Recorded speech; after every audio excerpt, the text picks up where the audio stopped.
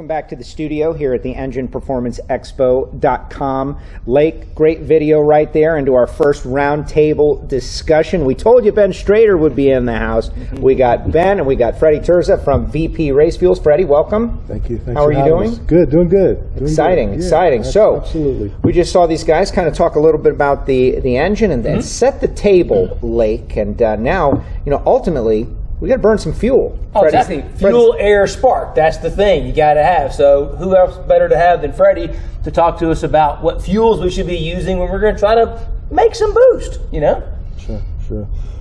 Listen, guys, it can be somewhat complicated, but however, it can be very elementary. It just depends on how well the engine builder is educated and knows what he needs to use. A lot of the problems that we have, or the engine builder has also, is we have a vast variety of fuels that can be used, right? So we're up to 70 different fuels at this point, right? So that can become confusing. So there's some hidden secrets, and we can talk about some of them on the spec sheets. When you look at the spec sheets, you can kind of navigate through what's going to be a very good optimal fuel for you. Well, that spec sheet is a huge deal, because that's one thing that I love about your company is that all the spec sheets are available. And you even have kind of that master table where you can kind of see some of the highlights, not all the details, but at least, okay, these ones are oxygenated. These ones, what's the MON, what's the RON? You can see, even I think the not distillation temperature, but just the green vapor pressure is on there, right? Yes. So you can see, because I'll be honest, right?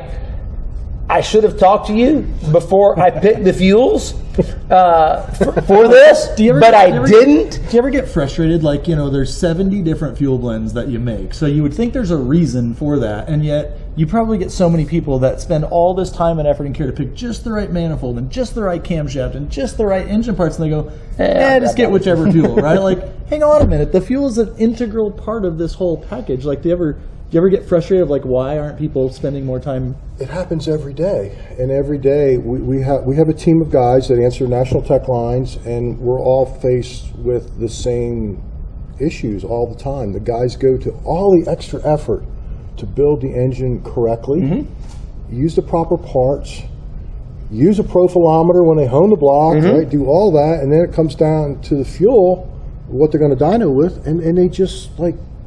Give me some avgas. Whatever I can get my hands on, what can we buy or what can we get? Yeah, it happens all the time. And there's so many different fuels. So a lot of, like, in the classes, we try to teach guys how to utilize those spec sheets. And it's like, when you have a company like yours that publishes all this data, now we have a way to go, well, if it's application specific and you wouldn't use this manifold or this camshaft because of the application, wouldn't it also make sense that you have the right fuel, you have the right oils, you have the right, you talked about cylinder finish and all that. So I think what's missing is that people need to go beyond, well, what's the octane? Because to me, octane is one of the least important parts of that discussion. You're absolutely right, and it's the question that we hear every day. Everybody's looking for that octane value number, and you're exactly right. It's relevant, but it's not quite as important as everybody thinks it is. And sometimes it's actually going in the wrong direction. One thing I will say, and Joe, and you know this, the NHRA fuel check, the NHRA class racers, they're very educated. They know, for the most part, what fuel works well for them. So they're great to work with, right? Because they have a really good background on it. A lot of them guys have been doing it for years, and they do extremely well. I just wish that we could get more racers involved at that level, right? That they have a good education when it comes to fuel choices. Well, I think shows like this, events like this, are part of that, right? Like, okay, am I putting fuel in an engine that I build, or am I building an engine with a fuel in mind? So why don't you share with us? We had a clean sheet project here, but for those out there who have their own thoughts, they're going to build something, like how early on in the project should they start considering or asking, like, what is the right fuel for me, and like, what are the reasons you would make that decision? Cost, availability, how does that thought process work? So I think when you first start out and you start setting the foundation for the engine build, you're going to look at what is our application? What are we going to do with this engine? Yep. Right? Are we going to drag race this? Are we going to circle track race it? What are we doing with it? That kind of narrows narrows it down to which direction we're going to go with a particular fuel. Because some of our fuels are what I call heat sensitive, right? So there are certain fuels that we use in NHRA competition that might not be suitable for something that's going to go to the round track. So he doesn't know the backstory already, by the way. We brought Freddie in to talk about this. He has no clue of what a bad choice I made yet. So that's why Ben's laughing. Sorry. Okay. Yeah. Go on. Keep on. Well, okay. So it's very important to know where we're going and what we're going to do with this particular engine build. Mm-hmm. And a lot of it is based around heat sensitivity, how that fuel may or may not change during the course of the event. Right, based on if you're drag racing and your water temperature may be 100, 120 degrees maximum, versus, say, a circle track application that could be 200 degrees. Could be 300 degrees if you lose the water pump belt, or you know what I mean, or cover the front of the car. So, right. So back to the octane discussion and how that's not always the relevant piece. No. So in our situation, which the video tomorrow, when we get into the dyno testing and break-in, really will highlight this, and we'll get into specifics of why I shouldn't have chosen C10 as the fuel to use for this project. I probably should have used C9, I think. He'll tell us in a minute if we're right. Where I went wrong was read vapor pressure. Okay. Because having done years of work with Ben in the past at his facility in Lake Havasu, well, we have 91 pump gas. Now, this is a 10-to-1 compression engine before boost. So we could have gotten away with a conservative tune-up with 91 pump gas at 10-to-1 to break it in naturally aspirated. But we've had so many bad experiences with pump gas, we're like, we have one shot, we have a very limited time, we don't want to take any chances. So what's a fuel we can run and be good? Now, again, I've been in there in July when it's 114 degrees ambient, and I'm like, okay, well, you know, looking at the C10, it's unleaded, roughly 100 octane. Well, that's a plenty good enough fuel. But where I missed was on read vapor pressure, because I'm used to doing endurance testing at Ben's or at Ron Shaver's, where that water temperature is going to be 180 to 200 degrees throughout the course of the test. In this case, we were at 100. Sub 100, like, you know, you're starting a dyno pool at 90 degrees water temperature, you know, so how bad did I mess up? Yeah, you kind of messed up a little bit. So we're going to show them that during the video. And to be fair, when you showed up with the fuel, we had the discussion about it. But what I think is that all education starts with awareness. Until you know there's a problem, you don't go seeking for an answer, right? So until you realize, well, geez, VP has 70 different fuels. I didn't know that. Which one should I be using?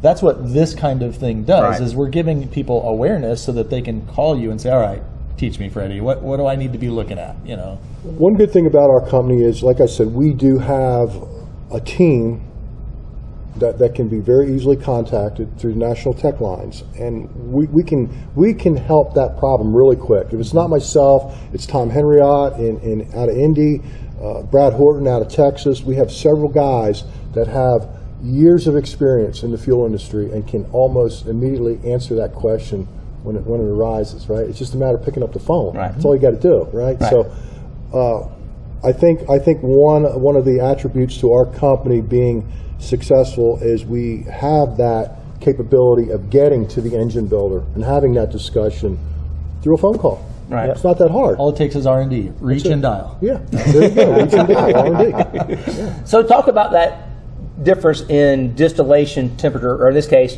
read vapor pressure versus operating engine temperature. And they're kind of tied together, right? They are tied together. And there's some hidden secrets there. By looking at that read vapor pressure, it basically is telling you at what pressure level is that fuel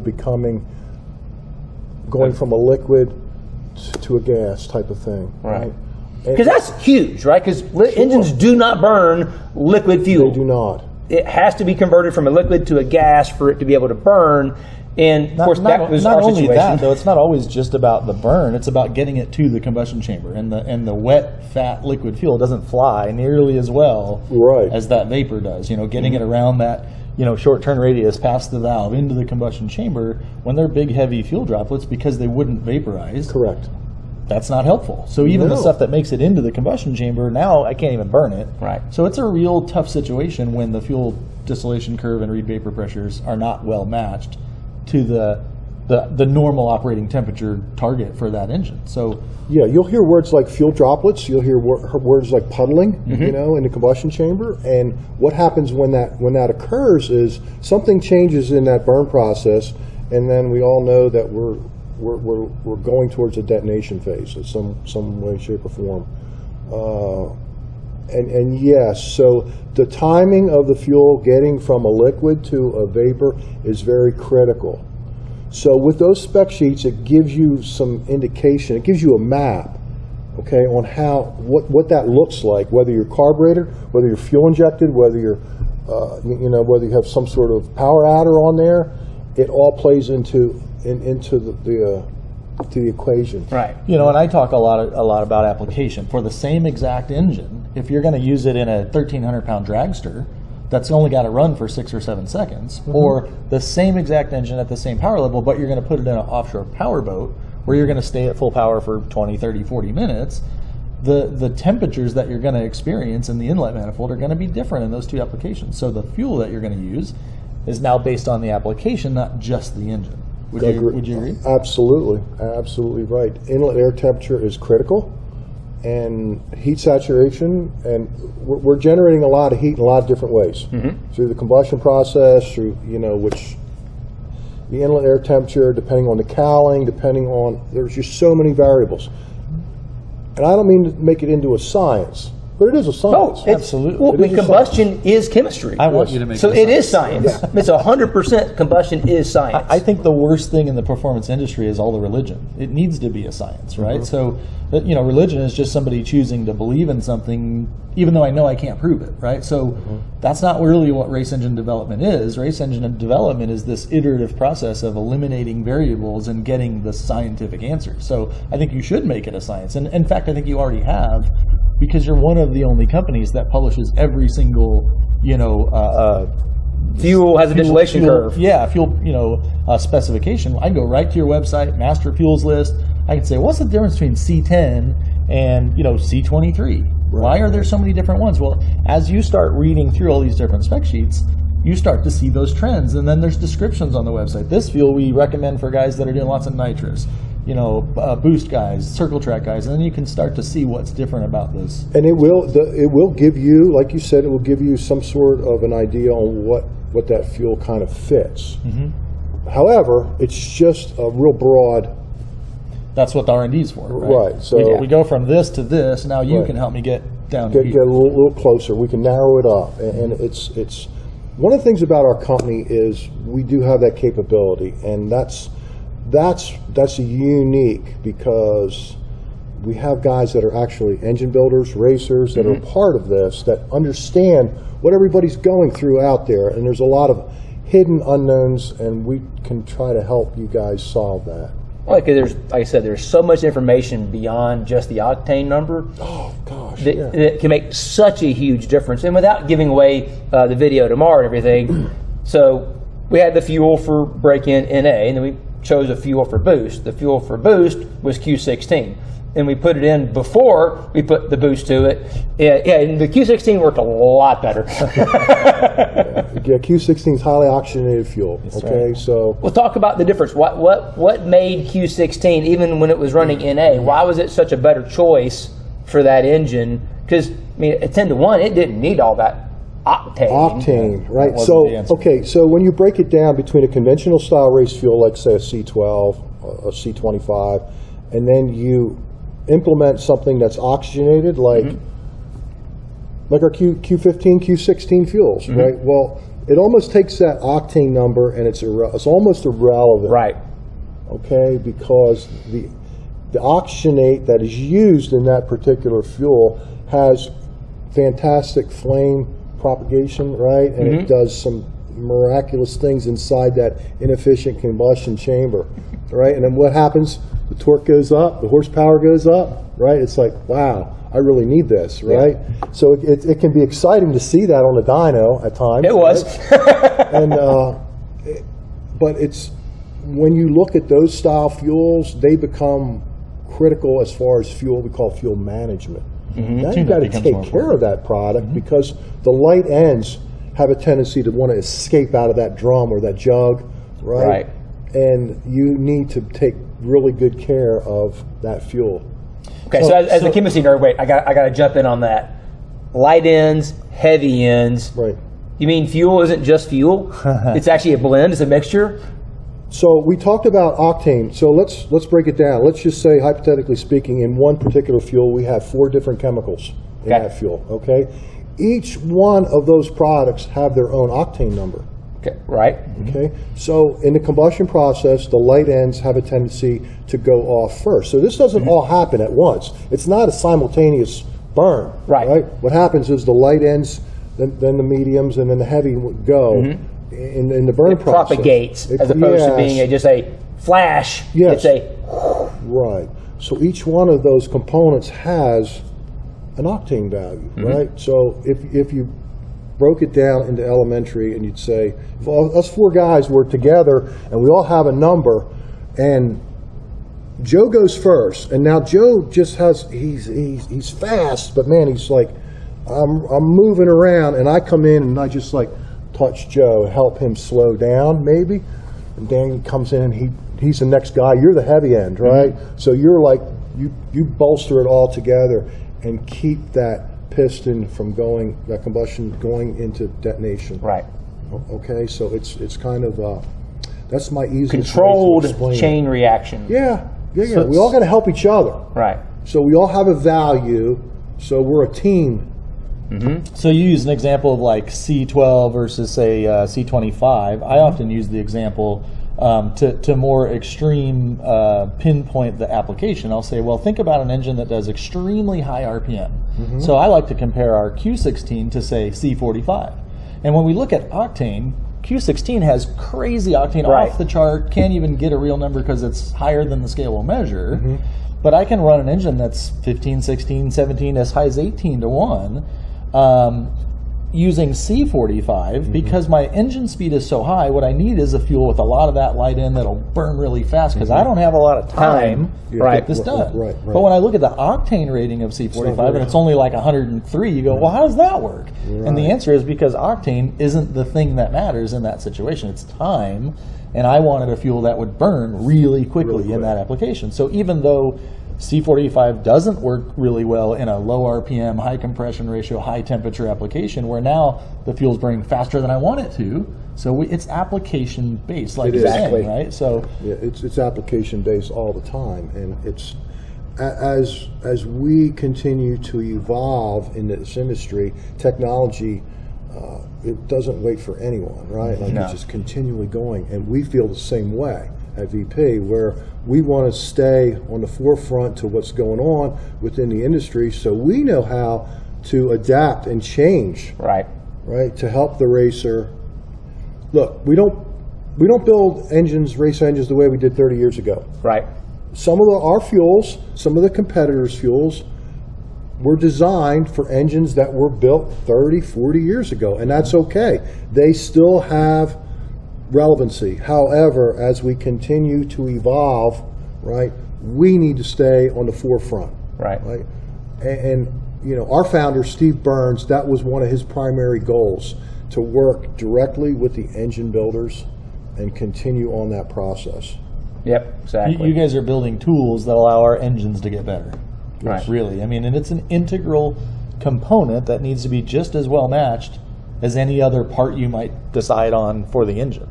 Exactly. When you marry the application and the chemistry together, you get better performance. And that's what this whole goal of this whole thing is, to bring that knowledge base together so people can make better decisions. Yeah, and again, this helps create the awareness that there's a problem that needs to be solved, and then you guys have answers and ways to help us get the education of how do I solve that problem. But until we know there's a problem, there's no education happening. So. Awareness is a key word. Right. And that's what the whole Engine Performance Expo is about. Is about awareness and bringing up that knowledge level. And for that reason, we actually have a new Tech 101 feature we can go to right now that talks a little bit more about how we can machine things to make use of this cool chemistry technology.